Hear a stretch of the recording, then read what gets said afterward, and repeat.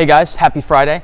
I want to take a couple minutes and go over some basic lower body foam rolling. As you may or may not have heard, we're going to be putting a warm-up area in the next couple weeks. So I want to give everybody just at least a little bit of instruction on how to use the foam roller for your lower body. This will be pretty basic, and there will be more videos going over some more advanced techniques, but today I just want to cover the big muscle groups and the basic ways to roll them out.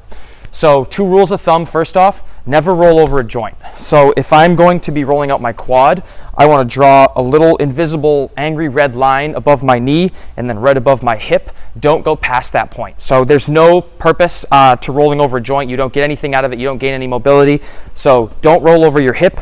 Don't roll over your knee, ankle, elbow, shoulder, nothing like that. So only the muscles in between joints. Number 2, when talking about the discomfort level of foam rolling, depending on how tight your muscles are, you may feel some pretty significant discomfort. Just as a rule of thumb, that discomfort should go away as soon as you stop rolling. So it's one of those things where the roller is going to put a lot of pressure into your muscles, wherever it is that you're working on. So that may be pretty uncomfortable, but as soon as you stop the rolling, that pain should go away. So just 2 things to keep in mind. So for a routine that I like to use, I like to go the back of my body from the ground up. So we'll go calf, hamstring, glute, low back, and then we'll flip over and get our quads. So those are the ones we're going to work on today. 1 calf, 2 hamstring, 3 glute, 4 lower back. So for your calves, what I like to do is just take a seat, put the foam roller right in the middle of my leg, and then I'm going to just kind of put my weight onto my hands, pick my butt up a little bit, and push myself forward and backward over the roller like so. You can kind of turn your toes to the outside, get the inside or outside part of your calf, turn your toes back to the inside so you're getting the whole body of the muscle.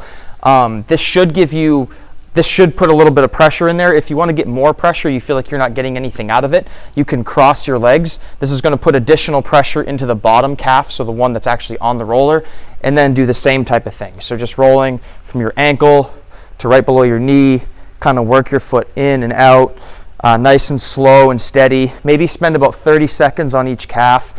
You wouldn't need more than a minute, but 30 seconds to a minute, and then you would cross over and do the same thing. So working our way up to the hamstrings. So now same idea, put the foam roller right in the middle of the back of your leg and just go from right below your butt to just above your knee. Kind of push yourself back and forth nice and slow.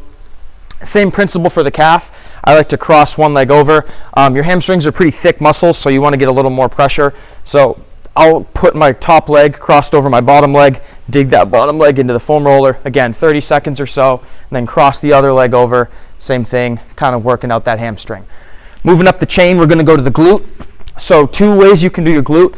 You want to get kind of more the outside of the muscle. So if I'm going to work on my right leg, I'm going to kind of lean to the right, put pressure into my hip. I like to just put this leg out straight, and I'm going to roll from right about where the top of my waistband for my shorts would be, so a little above my butt, to the top of my hamstring. So again, I'm kind of leaning to my right side, working on my right glute. If you're flexible and you have the range of motion, go ahead and cross this leg over. You get a better stretch in the muscle. You may feel a little bit more from the rolling than this way, but again, you can either go legs straight out for the glute, or you can cross one leg over. Same thing on the other side. You would just switch, lean to your left, put that left leg straight out, or just cross the left leg over, work on the glutes. So moving up to the low back, I like to, at first, I'll put my arms out behind me if your shoulders can go this way. If not, you can hold onto the bottom of your legs, but hands behind me or the bottom of the legs. Just kind of go from about the middle of your back down to just above your butt, nice and slow. I like to stay pretty centered on this one. If you feel pretty comfortable with this, you can lean, kind of turn yourself to the right, focus on the right side of your spine. Same thing, you can kind of turn yourself to the left, focus on the left side.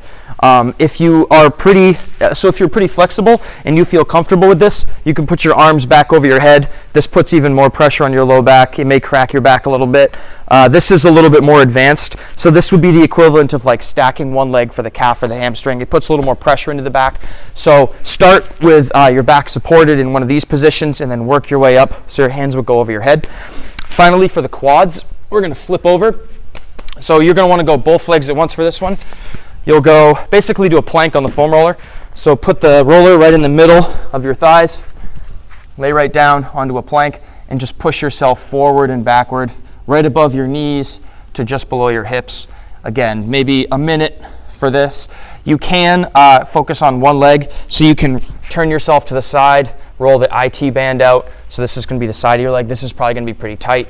Kind of turn yourself, get the outside edge of the quad back to the middle, and then work your way around to the other side. So again, same idea, kind of work your way around to the outside, get the IT band, and then back to the front. So again, about 30 to 60 seconds per muscle group or per side.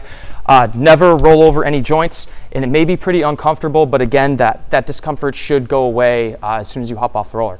So hopefully you found this helpful. The warm-up area will be here probably in the next couple weeks, so feel free to come in a little bit early, grab a foam roller, start loosening up. Let us know if you have any questions.